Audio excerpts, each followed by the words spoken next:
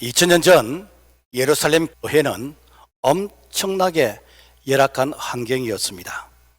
로마의 식민지 생활을 했고 동족 유대인들로부터 핍박을 받았고 예수 믿으면 체포되어져서 그래서 불이익을 당하고 엄청나게 살벌한 그런 시대였는데 교회는 점점 부흥하였습니다.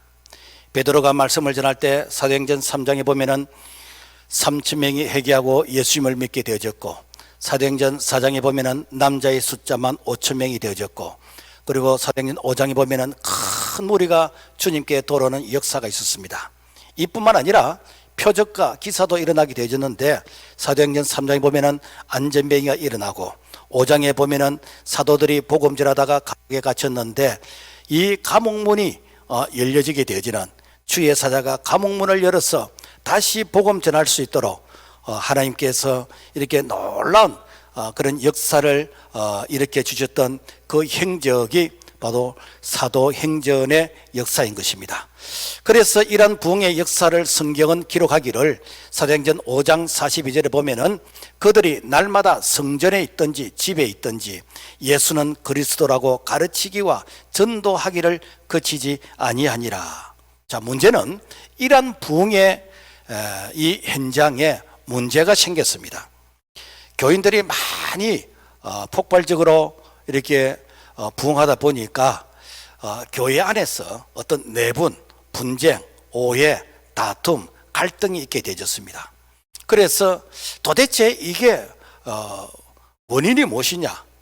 그래서 문제를 나름대로 이렇게 분석을 해보니까 교인은 많은데 일꾼이 없다. 이분들을 섬길 수 있는 이렇게 일꾼이 적다. 그래서 그 일꾼의 기준이 성령과 지혜가 충만하여 칭찬 듣는 사람을 세우기로 정했습니다. 그랬더니 온 무리들이 이 말을 듣고 기뻐하여 이 일에 동참하게 되었다라는 것입니다. 2024년 우리 교회 표가 성령과 지혜가 충만한 일꾼이 되자입니다. 이 표는 2000년 전 초대 예루살렘 교회가 강조했던 바로 이 구호와 같은 이런 말씀인 것입니다.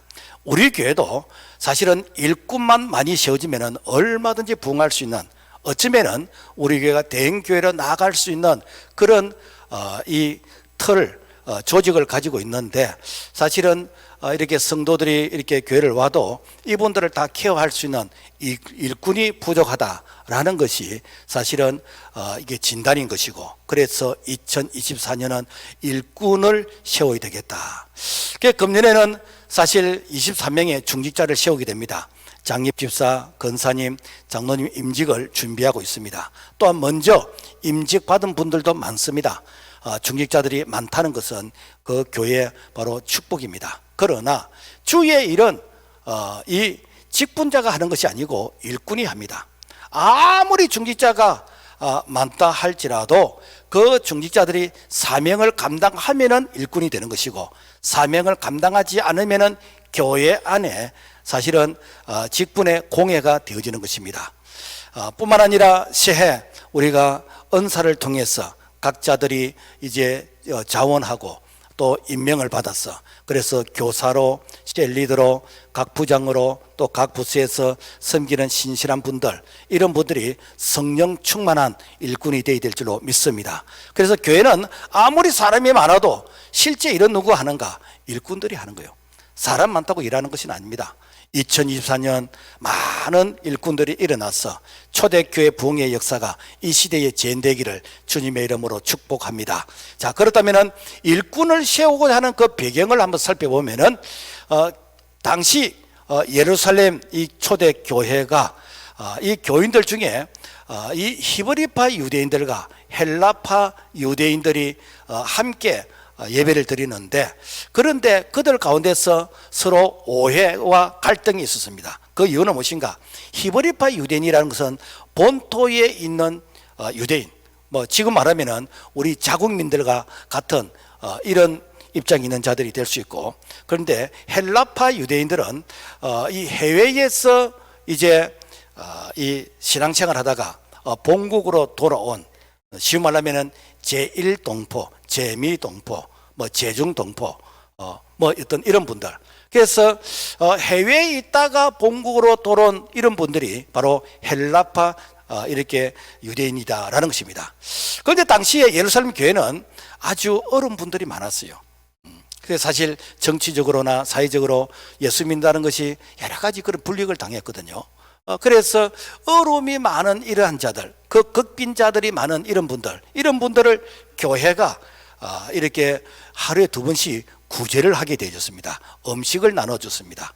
그런데 이때에 아주 공교롭게도 헬라파 유대인들이 그 구제 대상에서 나는 안 받았는데 나는 안 받았는데 그래 안 받은 사람들이 대부분이 보니까 헬라파 유대인들이에요.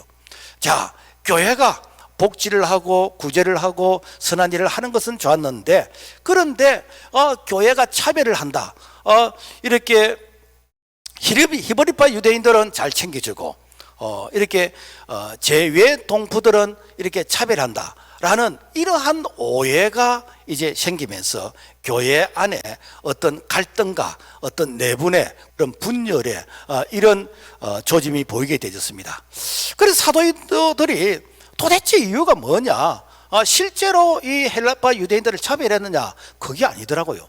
열심히 한다고 했는데 그런데 이 조사를 해보니까 와, 사도들이 일이 너무 많아. 이 사도들이 이렇게 말씀 전하는 거, 기도하는 것도 열심히 해야 되는데 그런데 거기다가 이렇게 구제하고 봉사하고 이 나누는 이것도 해야 돼. 그래서 사도행전 6장 2절부터 4절의 말씀 보니까 12 사도가 모든 제자를 불러 이르되 우리가 하나님의 말씀을 제쳐놓고 공개를 일삼는 것이 마땅치 아니하니 우리는 기도하는 것과 말씀 전하는 것을 전무하리라. 그래서 사도들이 이 문제를 이제 극복하기 위해서 역할 분담을 해야 되겠다. 그러니까 우리는 본연의 사명, 이 말씀과 기도에 집중할 테니까 이 구제하고 나누고 봉사는 이 일을 감당할 수 있는, 그래서 집사 제도를 두어서 집사를 세우기로 했습니다. 오늘 말하면은 이게 목사가 이렇게 말씀 준비와 기도 시간도 사실은 부족한데 그런데 교회에서 봉사하고 뭐 이렇게 차도 이렇게 운전도 하고 그리고 식당에서도 봉사하고 교회 청소도 하고 이렇게 구제하는 걸 못하는 것은 아니지만은 여기에 이렇게 집중하면은 그만큼 상대적으로 이 말씀과 기도에 소홀히 하게 되지니까 그러면은 이제 교인들이 그 피해를 입게 되어진다라는 것입니다. 그래서 사도들에게 자, 우리가 역할 분담을 하자 이렇게 해서 7 집사를 세우게 됐습니다. 원래 이 집사란 말은 디아코노스, 이 말은 봉사하는 자, 일꾼, 청지기, 머슴, 하인 그런 의미가 있습니다. 그러니까 교회 안에 집사, 그러니까 꼭 집사뿐만이 아니고 교회 안에서 이 성도들이 이렇게 세운 이런 직분자들, 그래서 장로님이나 권사님이나 이런 모든 분들은 다 교회를 어떻게 하면 효과적으로 잘 섬길 것인가, 어떻게 하면 사각지대가 없이, 그래서 모든 성도들이 다 이렇게 이 참 사랑을 받을 수 있는 이런 모습으로서 이렇게 교회를 섬길 것인가, 이러한 목적으로서 이렇게 직분자를 세우게 되어졌다라는 것입니다. 그러므로 교회 직분은 계급도 아니고 군림하는 것도 아니고 이것은 그야말로 봉사하는 것입니다. 내가 시간 들여서, 내가 물질 들여서, 나의 재능 들여서 순수하게 봉사하는 이 봉사직이 바로 교회 직분이다라는 것입니다. 그래서 우리 예수님께서 제자들의 발을 씻겨주시면서 이 섬김의 모범을 보이셨습니다. 그러면서 너희들도 가서 이와 같이 하라라고 말씀하셨습니다. 그래서 교회는 세상과 이게 다른 것은 세상에서는 공짜가 없잖아요. 1시간을 일해도 사실은 알바 이렇게 뭐 수당을 받고 그래서 하루를 일하면 일당을 받고 한 달 일하면 월급을 받고, 그러니까 세상에서는 공짜가 없거든요. 그런데 이 교회 일은 아무도 이렇게 수당을 주거나 월급을 주거나 그러질 않아요. 풀타임 사역자 외에는 다 봉사하는 것입니다. 그러다 보니까 내가 왜 쇠 빠지게 이렇게 하느냐, 나만 피곤하지, 나만 손해지, 이런 생각을 가지면 봉사가 안 되는 거예요. 그래서 어떻게 하는가? 너희들이 성령 충만 받아야 된다. 그래서 성령 충만 받게 되어지면은 성령께서 우리를 통해서 나타나시고 일하시는데, 성령께서 우리를 일을 시킬 때에 약한 자를 강하게 해서 없는 자는 있게끔 해서, 그래서 무능한 자에게 지혜를 주어서 하나님께서 성령으로 우리의 부족함을 채워서 그 일을 하게 하시는, 바로 이것이 바로 교회에서 쓰임받는 봉사의 직분이다라는 것입니다. 자, 그렇다면 일꾼의 기준이 무엇인가? 사도들이 일꾼을 세울 때 제시한 기준이 있습니다. 사도행전 6장 3절에 보면은 형제들아 너희 가운데서 성령과 지혜가 충만하여 칭찬 듣는 사람 7을 택하라. 그 기준은 학력이 아니에요. 재력이 얼마나 있는가? 명예가 뭐가 있는가, 사회적으로 직위가 뭔가, 이런 거 전혀 보지 않고 성령 충만, 지혜 충만, 칭찬 충만, 이 사람을 이렇게 세우기로 했어요. 그랬더니 많은 성도들이 박수를 치니까 와, 맞습니다, 맞습니다, 그게 좋습니다 라고 하면서 이제는 이 성령과 그리고 지혜와 칭찬 듣는 사람을 세우기로 했습니다. 자, 그렇다면 성령 충만한 일꾼이라는 것이 무엇인가? 우리가 자꾸 성령 그러면 어떤 은사, 어떤 표적, 어떤 기적, 병고침, 어떤 능력 해난 거, 이런 걸 생각하는데, 이것이 틀린 것은 아니지만은 그것만이 전부가 아니에요. 성령은 인격적인 하나님의 영, 그리스도의 영인 것입니다. 그래서 이 성령 충만이라는 것은 성령의 온전한 지배를 받는, 성령의 온전한 다스림을 받는, 바로 이 상태가 성령 충만입니다. 그래서 이 성령 충만을 받게 되어지면은 성령의 열매가 나타나게 되는데, 이 갈라디아서 5장 22절의 말씀 보면은 성령의 열매는 사랑과 희락과 화평과 오래 참음과 자비와 양선과 충성과 온유와 절제니. 자, 그래서 성령 충만 받으면은 그 사람이 성령 충만한 사람인지 아닌지 사실 우리가 잘 몰라요. 그런데 나무는 열매를 보면 알듯이, 열매를 보니까 저분이 성령 충만한 사람이구나 라는 것을 알 수가 있습니다. 그래서 성령은, 이것은 그리스도의 영이요, 부활의 영이요, 하나님의 영이요, 거룩히 하는 영이요, 진리의 영이요, 하나되게 하는 영이요. 그래서 성령 충만을 받게 되어지면은 성령이 임하시는 곳에는 하나되는 역사가 일어나게 되는 것이고, 성령이 임하시는 곳에는 거기는 하나님께서 우리를 통해서 일하시는, 즉 에너지, 힘, 능력이 나타난다라는 것입니다. 그래서 내가 못하면 못하는 것이 아니라 성령 하나님이 나를 통해서 일하시는 것이요. 그래서 성령 충만은 너무너무 중요한 것입니다. 마치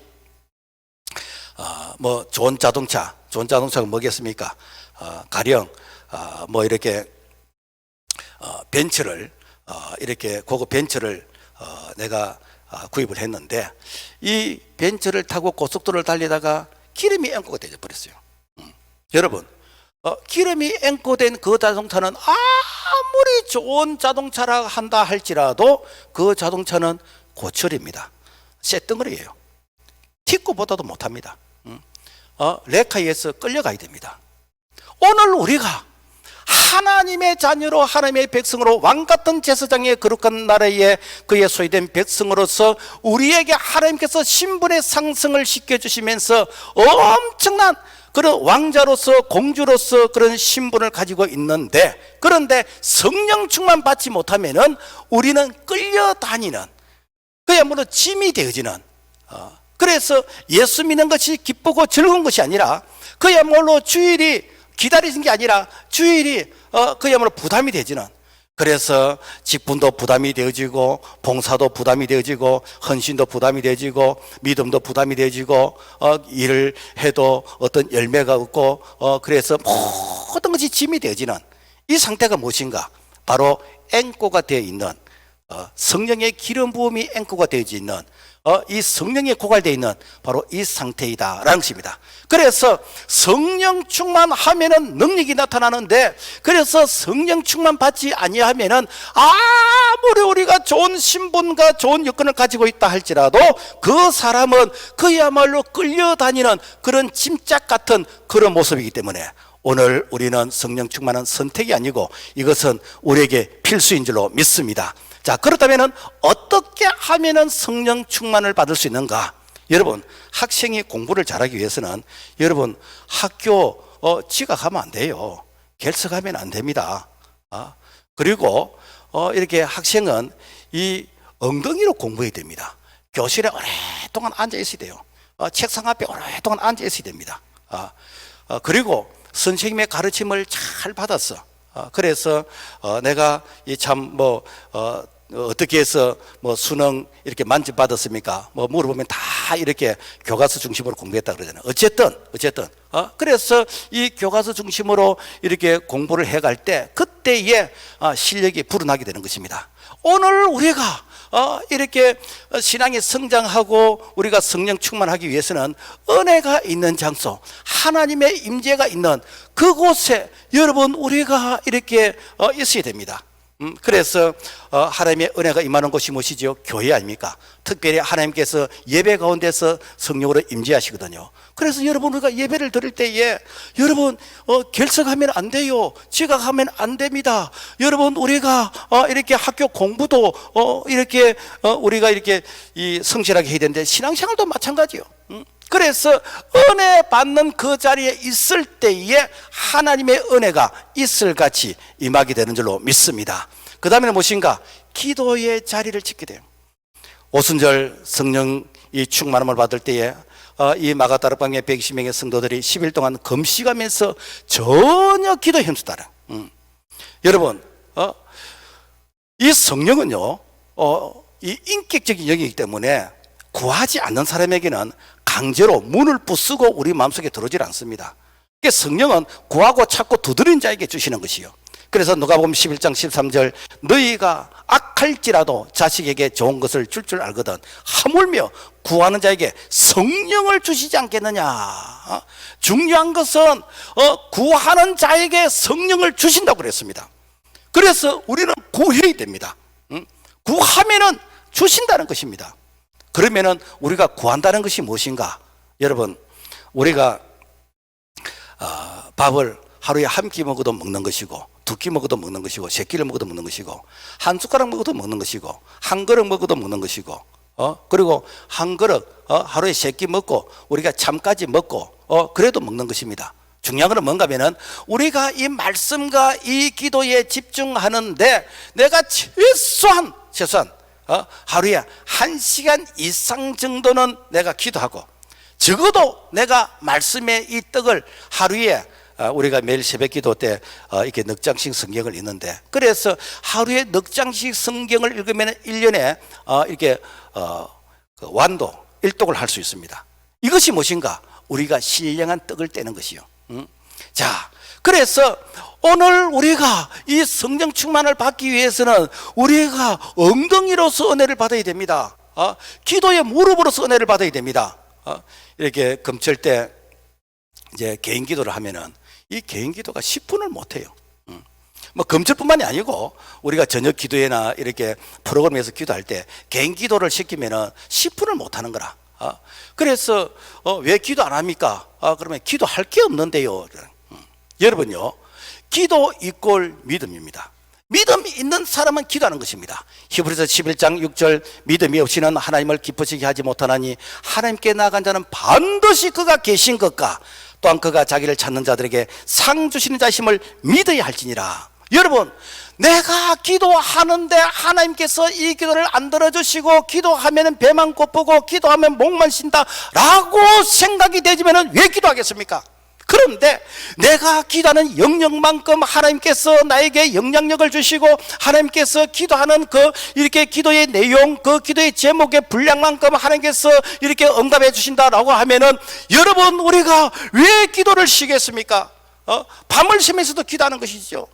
그래서 이 기도는 바로 성령 충만이고 이 기도는 바로 축복과 정비라는 것입니다. 그러므로 말미암아 우리가 이 참 기도의 무릎이 튼튼해지게 되는데 아이고 목사님 그 기도는 이렇게 시간 많은 사람이 하는 것이고 우리같이 바쁜 사람은 기도할 시간이 없습니다. 여러분 기도가 바쁘다고 안 됩니까? 그러면 시간 많이 주면은 기도합니까? 아닙니다. 시간 많이 주면은 이렇게 유튜브 하고 이렇게 폰 갖고 이렇게 뭐 게임 하고 그러지 이 기도는요 성령의 도우심이 하는 것입니다. 그래서 기도하면은 성령이 마시고 성령은 기도 영이기 때문에 우리의 기도를 도와주시는 게요. 우리가 마땅히 빌 바를 알지 못하지만 성령께서 말할 수 없는 탄식 가운데서 우리 위해서 기도하도록 도와주시는 겁니다. 그래서 기도하면은 어떻게 하니까 자꾸만 기도가 땡기는 거예요. 우리가 가끔 그런 말을 하잖아요. 고기를 먹어본 사람이 잘 먹는다고. 그래서 어떤 특정한 음식도 먹어본 사람이 잘 먹는다고. 기도도 먹어본 사람이, 기도도 해본 사람이 기도합니다. 왜?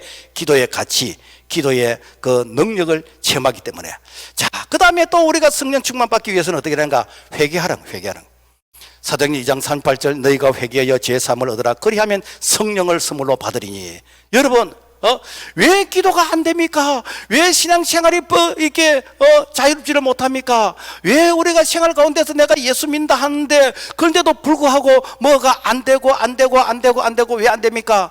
여러분, 그럴 때는 한번 하나님 앞에서 무릎을 꿇어보세요. 하나님 앞에서 한번 회개해 보세요. 그러면은 성령을 선물로 주십니다. 성령이 스승되어 주셔서 우리를 가르쳐 주시고 그분이 진리 가운데 해주시고 성령이 우리 가운데 나타나시게 되는 것입니다. 그래서 이 성령이 임하게 되어지면은 이 성령께서 우리에게 마치 혈관이 막힐 때 혈관이 뚫리는 것처럼 마치 이렇게 이 파이프가 막힐 때 그 파이프가 뚫리는 것처럼 하나님께서 뚫어지게 하시는 거예요.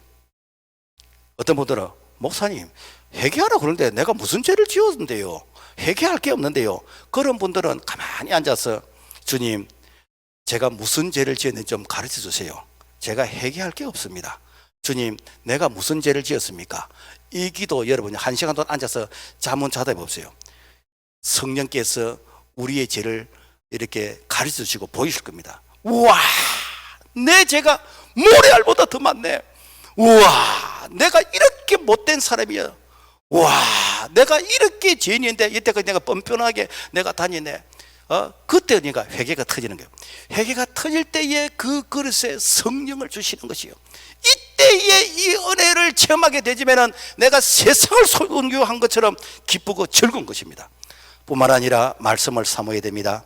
사도행전 2장 42절 저희가 사도의 가르침을 받아. 자, 초대교회 성도들은 사도의 가르침을 받습니다. 그 이유는 성령은 진리의 영이기 때문에. 그래서 말씀이 임하는 곳에 성령이 임하게 되진다라는 것입니다. 몸이 약한 사람은 밥맛이 없어서 밥을 못 먹습니다. 그런데 건강한 사람은 입맛으로 밥을 먹습니다. 여러분, 우리가 하나님의 말씀, 이 말씀에 토를 달고 이 말씀이 뭐 길다 어쩌다 저쩌다, 여러분 그 사람은요, 여러분 성령 안 받은 사람입니다. 그런데 성령 받게 되어지면은 이 말씀이 깨달아지는 것이요. 여러분요, 말씀은 목사님이 이 말씀을 논리적으로 설득을 시켜서 성도들에게 이해시키는 거 아닙니다. 이거는 지식입니다. 하나님의 말씀은 하나님께서 성령으로 기록하셨기 때문에 성령이 소성되어셔서 이 말씀이 선포될 때에 성령께서 우리에게 깨닫게끔 해주시는 것입니다. 그래서 이 오순절 성령의 충만함이 있을 때 그때 그들이 사람들이 다 외국에서 모여서 그런데 자기 고향의 말로 들리는 이게 뭐니까 성령이 하시는 것입니다. 그래서 우리가 출신 배경이 다르고 신앙의 성장이 다르고 다 사람들마다 여러 가지 뭐 이렇게 학력이나 다 이렇게 수준이 다르잖아. 그렇지만은 여러분요, 성령이 깨닫게끔 하시면은 학교를 다니지 못한 일자 무식의 할머니도 이 말씀이 깨달아지게 되는 것이고 그래서 천국의 소망을 가지게 되는 것이고 믿음으로 살아가게 된 줄로 믿습니다. 왜 초대교회 아나니아 삽비라가 참 이렇게 좋은 일을 한다고 하면서 그래서 참 교회 안에 힘들고 어려운 사람들이 많으니까 그래서 구제를 해야 되겠는데, 자 나도 구제하겠습니다. 우리 집에 이렇게 논밭이 있는데 그래서 내가 재산을 팔아서 내가 이렇게 구제하겠습니다 라고 소문을 냈어. 그런데 막상 팔고 보니까 와, 이 돈이 적은 돈이 아니라 그런데 아무도 몰라. 내가 얼마를 받았는지 아무도 몰라. 그래서 일부는 내가 헌금하고 일부는 감추었어.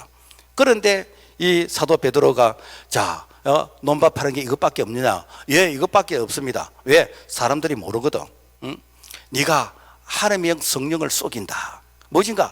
여러분요, 사람을 속이면 하나님도 모르실 것이라고 생각하는 이것이 무엇인가? 이것이 성령 받지 않는 사람의 인본주의 생각이거든요. 그래서 인본주의로 신앙생활을 하면은 사람을 속이면은 하나님도 모르실 것이라고 생각하는 그러한 마음을 가진 사람이 교회에서 무슨 짓을 못하겠으며 무슨 일을 못하겠습니까?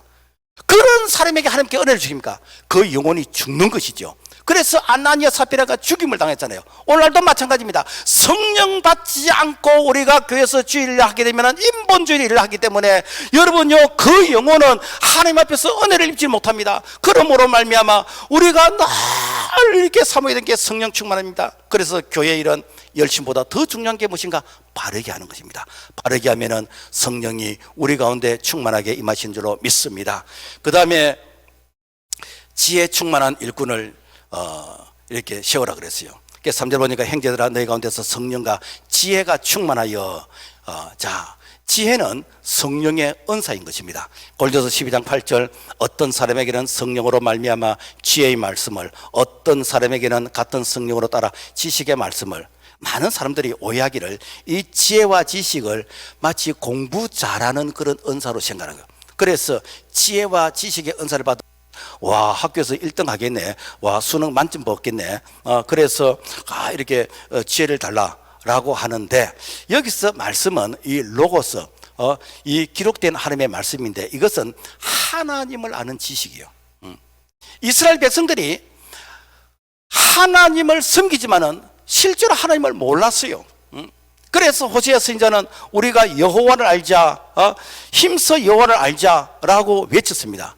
엘리 제사장의 아들들도 여호와를 알지 못하더라고 했습니다. 여기서 안다라는 것은 이거는 야다라는 그 뜻인데, 이 뜻은 뭔가 하면은 내가 지식으로 아는 것이 아니고 이것은 경험적으로 아는 것이요.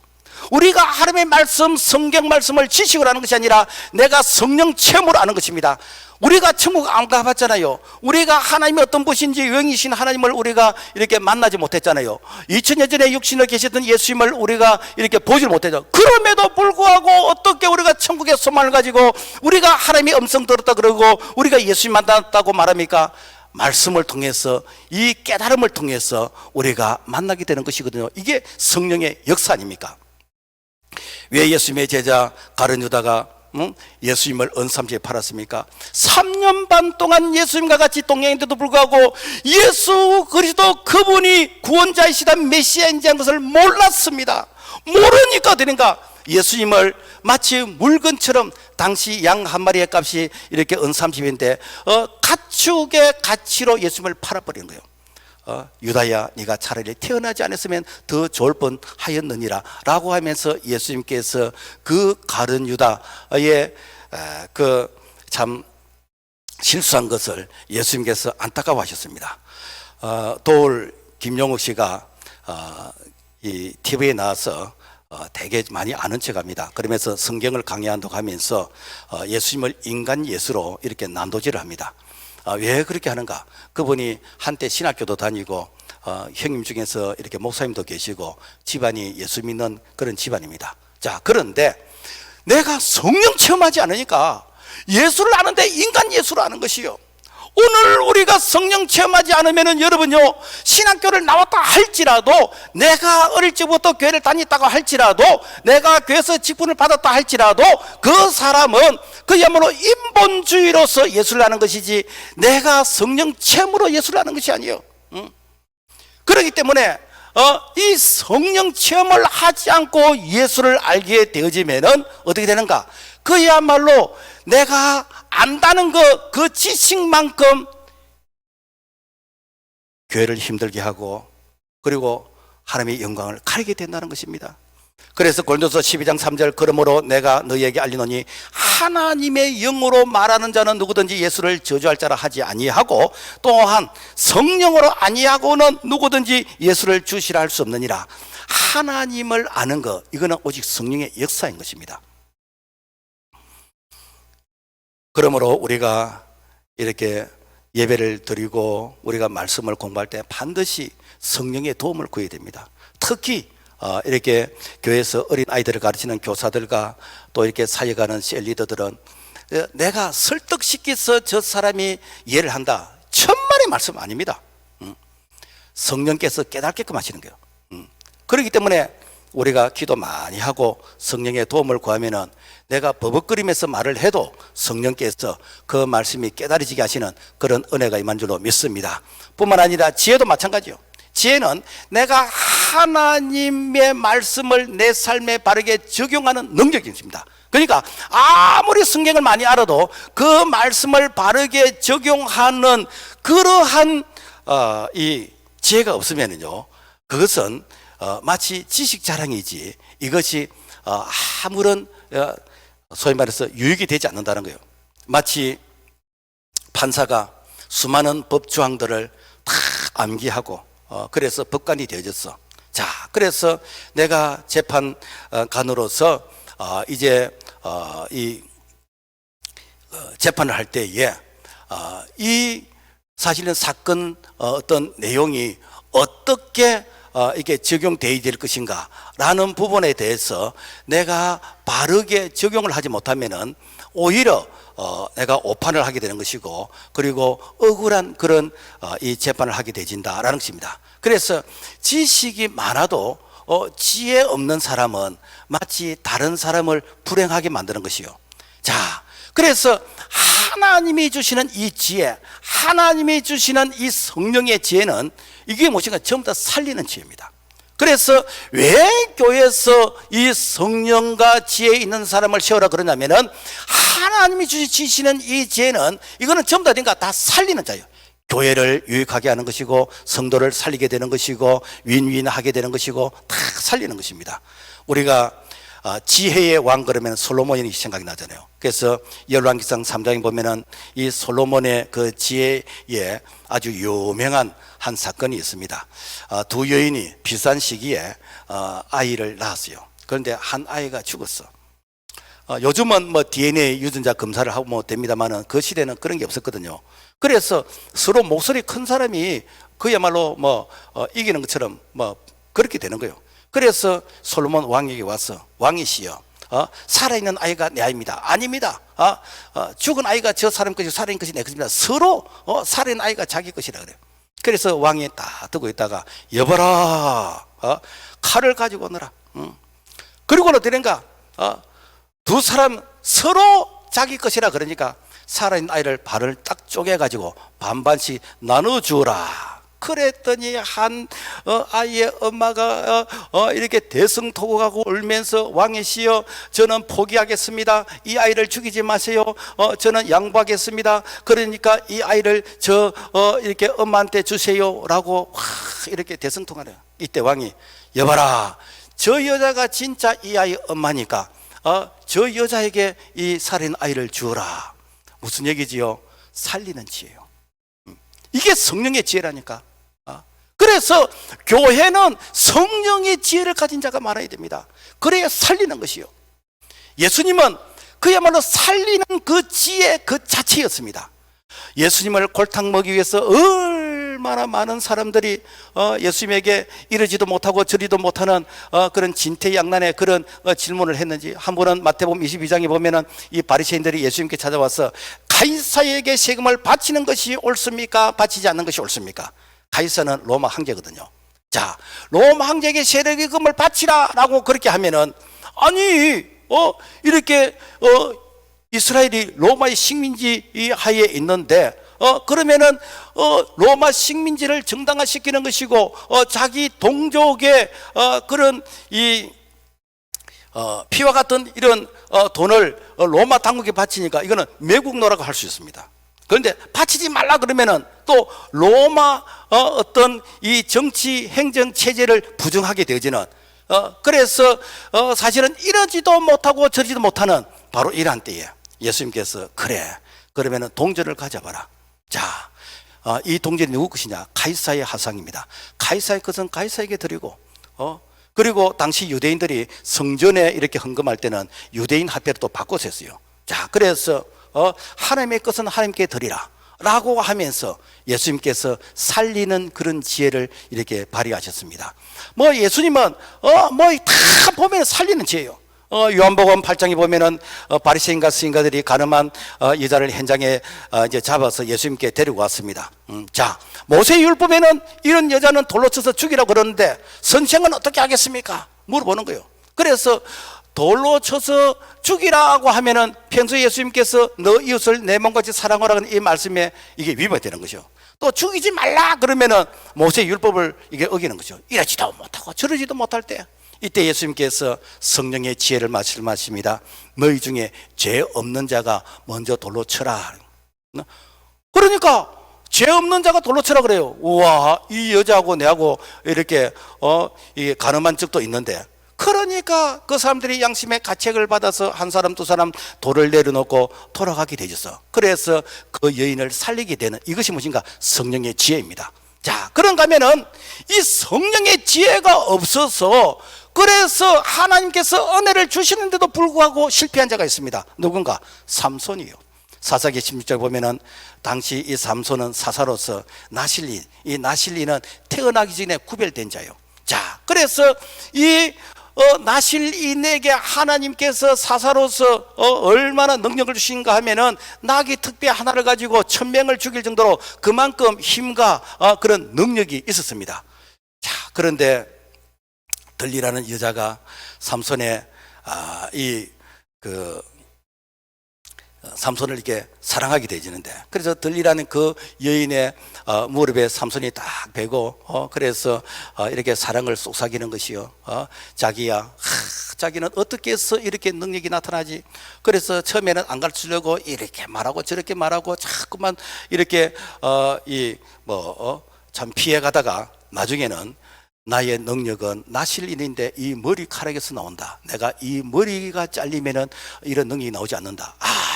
그래서 이 삼손이 잠을 든 사이에 머리를 잘랐어. 이제는 예전 같은 능력이 나타나지 않아요. 그래서 두 눈이 뽑히게 되어지고 그리고는 아주 비참하게 최후를 맞이하게 되어졌다라는 것입니다. 여러분, 왜 이런 현상이 생깁니까?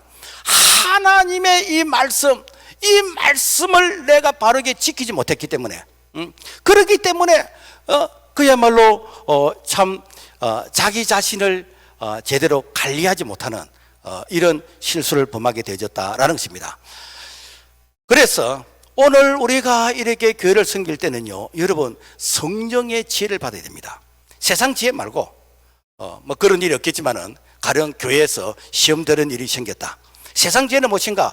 진상조사위원회를 만들어야 됩니다. 대책위원회를 만들어야 됩니다. 자, 세상 법적의 사법에 이게 알아봐야 됩니다. 뭐 변호사를 알아봐야 합니다. 이런 말을 할 수 있습니다. 그런데 하나님이 주시는 성령의 지혜는 무엇인가?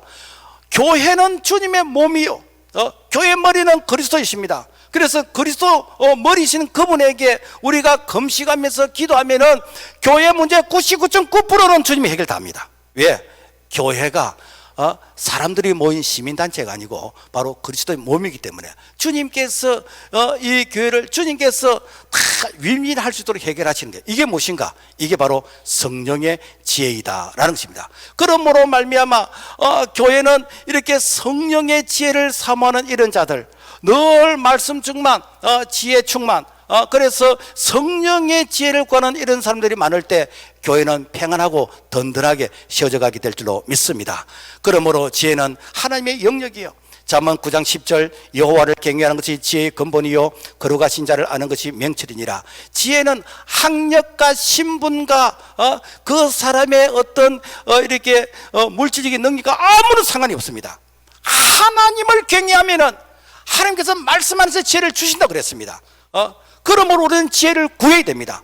야고보서 1장 5절, 너희 중에 누구든지 지혜가 부족하거든 모든 사람에게 후히 주시고 꾸짖지 않으시는 하나님께 구하라. 그래야면 주시리라. 여러분, 하나님께 구하라 그랬습니다. 그러면 주신다고 그랬습니다. 우리가 참 이렇게 성령의 지혜를 받은 이런 분들이 교회 많으면은 교회 구석구석에 참 이렇게 오해가 있고 갈등이 있고 삐그덕거리고 이런 곳에 이 성령의 지혜를 통해서 윈윈할 수 있도록 참 다 살리게 되지는 이런 놀란 역사가 2024년 우리 교회를 통해서 모든 분야의 가정들마다 그리고 사업의 현장마다 일어나기를 주님의 이름으로 축복합니다. 자, 그리고는 어떠니까 칭찬 듣는 일꾼도 또 세워라. 오늘 3절을 보니까 형제들아 너희 가운데서 성령과 지혜가 충만하여 칭찬 듣는 사람 7을 택하라. 우리가 성령 충만도 중요하고 지혜 충만도 중요하지만 칭찬받는 직분자 더 중요합니다. 왜 그런가? 성령 충만, 지혜 충만은 하나님이 공급하시는 그런 영적 은사이지만 이 칭찬은요, 인성이요, 이런 인격이요. 그래서 이 인성, 이 인격이 부족하면은요, 아무리 성령 충만하고 그리고 지혜 충만한다 할지라도 여러분 존경을 못 받아요. 지혜가 충만한 사람은요 영향력이 있습니다. 그래서 이 칭찬 이름 받는 사람들은 영향력이 있습니다. 그래서 칭찬받는 이 사람이 이렇게 많을 때에 교회에서 어떤 부서에서 일을 해야 되는데 그래서 집사님 좀 같이 합시다, 좀 도와주세요, 이렇게 할 때 평소에 이 칭찬을 듣지 못하는 사람 같으면은 내 바쁘다 그럴 것이고 내 지금 나 못한다 그러시고 이리저리 빠져나갈 것입니다. 그러나 평소에 칭찬 듣는 사람 같으면은 뭐 서로 도와줄라 그럴 거예요. 이게 무엇인가? 이게 바로 칭찬의 그런 능력이다라는 것입니다. 그래서 이 교회는 칭찬받는 사람이 많으면은 그야말로 그 사람 곁에 사람이 붙는 거예요. 그래서 슬슬슬슬 되는 것이요. 어떤 분이 이게 과일 가게에 가서 과일을 사는데 그런데 일반적인 사람들은 과일을 살 때 아주 상품의 가치가 있는 거, 좋은 거 이런 거 골라 가지고 담잖아요. 그리고는 하나 더 이렇게 끼워 달라 그러잖아요. 그게 일반적입니다. 그런데 이 한 분은 오면은 흠이 있는 거, 뭐 이렇게 좀 상한 거 이런 것을 똑같은 가격에 사는 거예요. 그리고 하나 낀가 주면은 내려놓고 다른 사람에게 주라 그렇게 하는 거예요. 그러니까 과일 장사 가만 보니까 이렇게 성경익수 근사가 가만히 보니까 와, 이 사람은 좀 특별한 사람이라. 도대체 저 사람의 정체가 무엇일까? 그 사람이 궁금한 거예요. 이야, 어떻게 저렇게 살 수 있지? 어느 날 그 사람이 이게 과일 가게에 와서 우리 교회가 이렇게 매달 며칠 이렇게 새 가족을 초청하는 그런 축제를 하는데 우리 교회 한번 와주세요. 그러니까 그분이 궁금했는데 그분이 와달라 그러니까 내가 그동안에 사랑의 빚을 졌잖아요. 그러니까 그분이 다니는 교회가 어떤 교회인지 한번 가보자. 그렇게 해서 따라 나왔어. 그래서 그분이 다니는 교회에 나도 저분처럼 되고 싶다, 이런 심정이 바로 전도 아닙니까? 이것이 무엇인가? 칭찬 전도라, 칭찬 전도. 그래서 사도행전 2장 47절 하나님을 찬미하며 또 온 백성에게 칭송을 받으니 주께서 구원받는 사람을 날마다 대하게 하시니라. 그래서 교회 칭찬받는 사람이 많으면 어떻게 되는가? 우와, 나도 저렇게 되고 싶다, 어쩌면 저렇게 살 수 있지. 이것이 무엇인가? 초대교회, 바로 칭찬이 선한 영향력이었다라는 것입니다. 그래서 초대 안디옥 교회가 이렇게 부흥하게 된 그 비결을 보면은 칭찬받는 성도들이 많았어요. 사도행전 11장 26절 제자들이 안디옥에서 비로소 그리스도인이라 일컬음을 받게 되었더라. 여러분, 이 초대교회 그때 당시에 그리스도인이라 지금 말을 하면은 예수쟁이다 이 말이에요. 우리가 쟁이 그러면은 자꾸 안 좋은 쪽으로 생각하는데 여러분, 쟁이라는 것은요 그 분야에서 정말 전문가입니다. 전문가요. 그래서 이 안디옥 교회 진짜 예수쟁이, 가짜가 많은데 진짜 예수쟁이, 우와, 나도 저렇게 살고 싶다.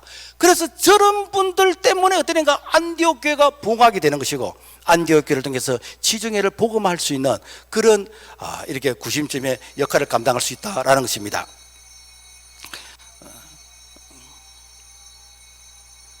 가끔 이 오작동을 자꾸 합니다. 내려가 보면 막 걱정 안 하셔도 될 것 같습니다.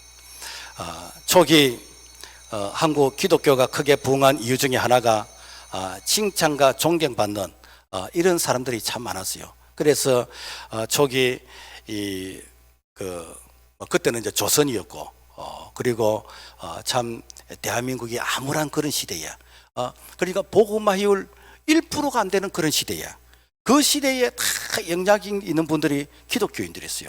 그래서 이승만 장로님, 김구 장로님, 서재필 장로님, 김규식 장로님, 조만식 장로님, 유관수는 또 이게 가톨릭이었고, 그래서 민족의 대표 33명 중에서 16명이 이렇게 기독교인이었습니다. 심지어 김구 선생은 이런 얘기했습니다. 경찰서 10개 짓는 것보다도 교회 하나 세우는 게 더 낫다라고 할 만큼 그 시대에 이 기독교인들의 영향력이 대단했습니다. 그러니까 우리가 이 설교 전에 이게 영상 봤잖아요. 뭐 교회가 막 아주 폭발적으로 성장하게 된 것입니다. 오늘 우리가 정말 칭찬받는 사람, 그래서 걸어다니는 복음의 편지, 걸어다니는 그리스도의 향기가 되기를 주님의 이름으로 축복합니다. 바울의 제자 디모데 칭찬받는 자였습니다. 그래서 칭찬받는 이 디모데 나중에 에베소 교회 감독, 지금 말하면 이렇게 목사님이 있게 되셨습니다. 다메섹에서 사울의 눈을 뜨게 한 이 아나니아도 유대인들에게 칭찬받는 자였어요. 사도행전 22장 12절 모든 유대인들에게 칭찬을 듣는 아나니아라 하는 이가, 이 아나니아라는 이 사람이 이 사울이 이 다메섹에서 부활하신 예수님을 만난 이후로부터 이제 회심을 하게 되는데, 이때에 너무 강한 빛을 받았어. 그래서 앞이 안 보이는 거예요. 자, 그런데 사람들이 다 사울을 피하는 거예요. 왜? 사울은 그동안에 너무 악역을 많이 했어. 사람들에게 평이 안 좋아. 사울은 저 장님이 된 거, 저는 벌 받은 것이기 때문에 사울은 저대로 놔둬야 돼, 좀 더 고생해야 돼 라고 하면서 사람들이 다 수군거리를 걸 때에 아나니아가 와가지고 사울에게 안수를 합니다. 그러면서 사울의 눈에 비늘 같은 것이 벗겨지면서 다시 보게 되는 거예요. 그리고 사울이 이제는 회심을 해서, 그래서 이제는 성령 충만 받게 되어지면서, 그러면서 예수님 다음으로 위대한 이런 사역을 하게 되어졌는데, 그 역할을 한 자가 누군가? 칭찬 듣는 아나니아였다는 거예요.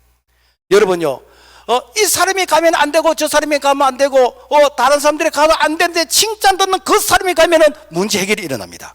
그러므로 말미암아 오늘 우리가 정말 칭찬 듣는 그런 그리스도인이 되기를 주님의 이름으로 부탁을 드립니다. 그 다음에 기름 부어서 일꾼을 세웠습니다. 사도행전 6장 5절에서 6절 말씀 보면은 온 무리가 이 말을 기뻐하여 믿음과 성령이 충만한 사람 스데반과 또 빌립과 브로고로와 니가노르와 디몬과 바메나와 유대교에 입주한 안디옥 사람 니골라를 택하여 사도들 앞에 세우니 사도들이 기도하고 그들에게 안수하니라. 자, 오늘 말하면은 이 7 집사에게 사도들이 기름을 부어서 장립했다는 거예요.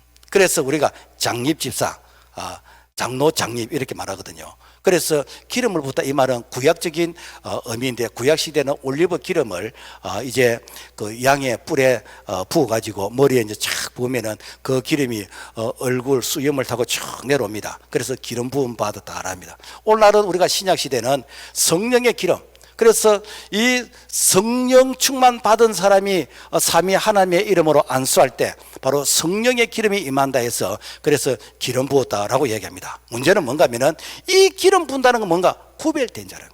이제부터 구별된 자입니다. 이제부터는 이분은 여러분들 앞에서 구별된 자로서 무대 위에 세운 자입니다. 여러분 예배로서 구별되고 말씀으로서 구별되고 이렇게 기도로서 구별되고 전도로서 구별되지고 헌신과 봉사에서 구별된 자입니다. 여러분 이분들은 섬김의 모델입니다. 여러분 이분들이 이제는 우리 신앙의 모델 같은 자들이기 때문에 구별된 자입니다. 그래서 그동안은 내가 이렇게 참 그 시키는 데 순종했다면은 예수는 이렇게 믿는 것이고 신앙생활을 이렇게 하는 것이고 여러분 나를 따르십시오, 이것이 무엇인가? 기름 부은 자요. 그래서 교회에서 왜 기름을 붓느냐? 이분들은 교회에서 그 구별된 자이기 때문에, 그래서 그 구별된 자로서 거룩한 부담을 가지게 되는 것이고 뿐만 아니라 그분들을 존경해야 되는 것이요. 그런데 교회 헌법에는 안수집사와 건사와 장로직에서 휴무 제도가 있습니다. 이거는 뭔가 하면은 내가 구별된 자로 살아야 되는데 내가 건강에 좋지 않고 내가 생업에 얼음을 겪고 있고 내가 도저히 정상적으로 내가 기도 생활, 예배 생활, 말씀 생활, 봉사가 헌신 생활이 안 될 때에 내가 잠시 쉬었다가 다시 재충전해서 하겠습니다. 여러분 내가 못하는 것은 내가 고의적으로 하는 것이 아니고 내가 사정이 이렇습니다 라고 하는 것이 무엇인가? 이게 도피죠. 이게 휴무 제도입니다. 그렇지 않고 내가 해야 되는 일을 하지 않으면 이것은 불신앙인 것이고, 이 성도들이 이렇게 채워드리는데 이것을 무시하게 되는 것이고, 이것은 그야말로 불순종이 되는 것입니다.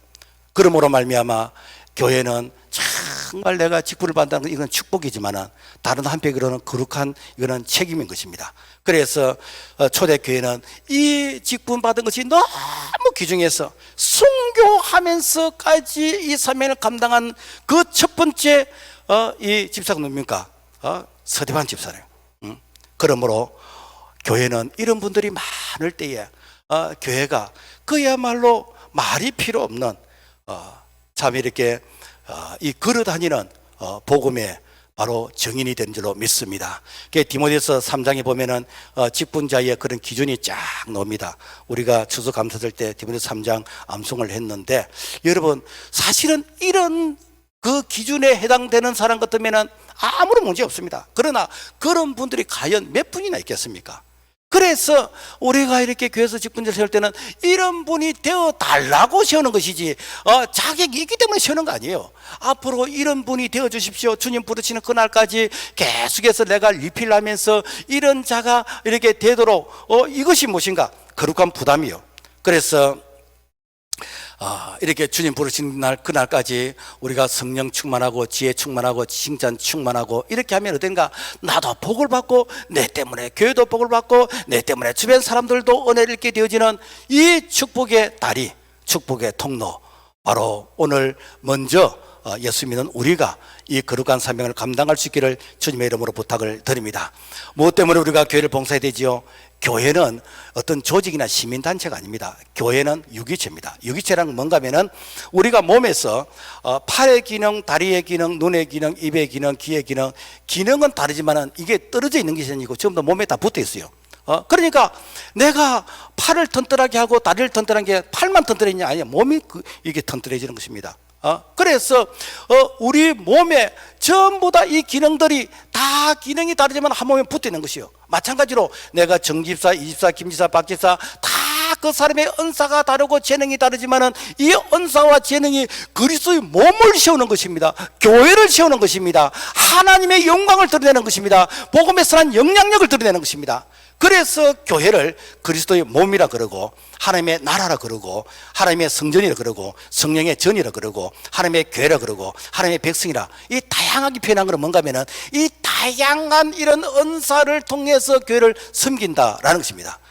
교회는 하나님의 임재와 그리고 성령의 충만함을 통해서 생명을 살리는 것입니다. 이 사명을 위해서 그래서 우리를 먼저 불렀습니다. 로마서 1장 16, 내가 복음을 부끄러워하지 않으니 이 복음은 모든 믿는 자에게 구원을 주는 하나님의 능력이 됩니다. 여러분, 이 살린이 되 쓰임 받도록 우리에게 성령을 주시고 이 살린이 되 쓰임 받도록 하나님께서 우리를 먼저 불러서 이 복음의 이 도구, 복음의 역할을 통해서 일을 하게 하는 것이요.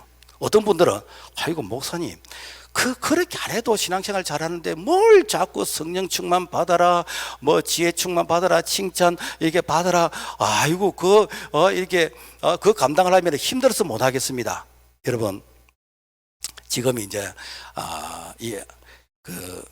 아시안컵 축구 대회를 좀 있으면 할 것인데 제가 어제 저녁에 평가전을 봤습니다. 그런데 여러분요, 그 축구 선수 이렇게 대표로서 선발되고 싶어 하는 것이 모든 축구 선수들의 그런 소망입니다. 그것도 베스트 11에 들어가는 거, 그것도 중간에 선수에게 교체하지 않고 90분을 풀로 뛰고 싶은 이것이 선수들의 그런 이렇게 소망입니다. 그런데 내가 국가대표가 되는 것도 그냥 되는 게 아니거든요. 그래서 내가 개인적으로 훈련하고 그 다음에 연습도 하고 그러면서 막 나 모르는 수고를 하는 거예요. 우리가 손흥민 존이라는 곳이 있잖아요. 그래서 그 사각형 모서리 거기서 손흥민이가 눈을 감고 차도 이게 골대에 들어갈 정도로, 그러니까 그야말로 수십 번 수백 번 연습을 하는 거예요. 자, 누구를 위해서 연습합니까? 국가를 위해서 합니까? 말은 그렇게 합니다. 그래서 대한민국의 국위를 위해서 한다, 말은 그렇게 합니다. 실제는 내 몸값을 올리는 것이요. 내가 아시안컵에서 월드컵에서 이야 저 선수 이강인 와 정말 대단하다, 와 손흥민 대단하다, 황희찬 대단하다, 와 이렇게 대단하다, 이게 무엇인가? 전 세계 사람들이 보고 있으면서 내 몸값이 올라가는 것이요. 내 몸값이 그야말로 몇천만 원짜리가 이렇게 몇십억이 되는 거요, 몇백억이 되는 것이요. 오늘 하나님께서 우리에게 믿음의 몸값을 올리도록 하기 위해서 우리에게 신분의 상승을 주셨습니다. 우리가 세상 속에서 너희는 왕같은 제사장이요 거룩한 나라에 그의 소유된 백성으로서 하나님께서 우리에게 하나님의 자녀로서 왕자와 공주의 신분 상승을 주시고 거기다가 우리에게 충성되어 여기서 이 귀한 직분까지 주셨습니다. 그런데 하나님께서 우리를 축복하고 싶은데 하나님께서 그 축복을 하실 때는 그냥 직분 자체로 축복하지 않습니다. 너에게 믿음이 있느냐? 믿음대로 될지라. 우리에게 믿음의 이런 가치, 그 믿음의 성장 성숙을 위해서 하나님께서 네가 이거 감당할 수 있겠느냐? 그래서 이 감당을 위해서 네가 기도하고 성령 충만 받으라. 네가 이렇게 경건의 훈련을 통해서 그래서 우리의 믿음의 이 가치를 높일 때에 너의 믿음의 사이즈만큼 너의 믿음의 깊이와 그 넓이만큼 너 믿음대로 될지라고 말씀하실 때에 이것이 하나님께서 우리에게 축복하시는 영적인 원리인 줄로 믿습니다. 일꾼을 세운 결과 어떻게 됐는가? 사도행전 6장 7절 보면은 하나님의 말씀이 점점 왕성하여 예루살렘에 있는 제자 수가 더 심히 많아지고 허다한 제사장의 무리도 이 도에 복종하니라. 자, 그래서 이제 사도들이 우리는 말씀과 기도에 집중할 테니까 이게 당신들이 이게 구제하고 봉사하고 이렇게 나누는 이런 일에 이렇게 해달라고 했을 때에, 그래서 역할 분담이 잘 됐을 때에, 그래서 참 교회 안에 사각지도도 없고 이제 교회가 평안하게 든든하게 세워져 가게 되지고, 또 사도들이 말씀과 기도에 집중하게 되니까 은혜가 넘치게 되어지고, 이렇게 해서 제자 수가 점점 많아지게 되지는, 그러니까 그냥 성도가 많아진 게 아니라 일꾼이 많아지게 되어지는 이런 부흥의 역사가 일어나게 되어진 것입니다. 더 놀라운 것은 그때 당시에 이렇게 교회 다니는 사람들을 핍박하던 그런 제사장의 무리들, 유대 동조 종교 지도자들, 이런 사람들도 다 이 복음에 복종하게 되어지고 이런 분들이 돌아오는 그런 역사가 일어났다라는 것입니다. 그래서 초대교회의 부흥은 성령의 역사입니다. 사도행전은 성령의 행전인 것입니다. 그래서 우리가 성령 받지 않고 우리가 주의 일을 하려고 하는 것은, 여러분요, 고급 그 벤츠를 샀는데 그 벤츠를 타고 드라이브를 하면서 즐겨야 되는데 기름이 없어서 앵꼬가 나서, 그래서 이렇게 자동차를 끌고 가야 되지는 2024년을 내가 끌려다니는 그런 신앙생활을 한다면 얼마나 여러분 피곤하겠습니까? 내가 무슨 짐입니까? 내가 짐처럼 내가 취급을 당하게 되는 것입니다. 그러나 성령 받게 되어지면요, 날개를 달게 되어집니다. 성령 받게 되어지면 성령 그분께서 우리를 통해서 일하시고 나타나시게 되어집니다. 그러므로 말미암아 정말 2024년 새해는 우리가 정말 성령과 지혜가 충만하고 그리고 칭찬 듣는 일꾼이 되어져서 하나님께서 많고 많은 사람들 가운데서 나를 쓰시는, 나를 통해서 일하시는, 나를 고쳐 쓰시고 나를 축복해서 쓰시고 나의 부족한 것을 보충해서 쓰시는 하나님 앞에서 참 이렇게 녹슬어서 고장난 인생이 아니라 마르고 닳도록 강이 나도록 쓰임받는 우리 모두가 되기를 주님의 이름으로 축복합니다. 하나님 아버지 감사합니다. 2024년 새해를 우리에게 선물로 주심을 감사를 드립니다. 하나님 아버지, 정말 2024년은 성령과 지혜가 충만하고 칭찬 듣는 사람이 되어서 우리 하나님께서 끝까지 우리를 쓰시는 성령의 사람, 그리고 하나님의 신실한 도구들이 다 될 수 있도록 축복해 주옵소서. 예수님 이름으로 기도합니다. 아멘.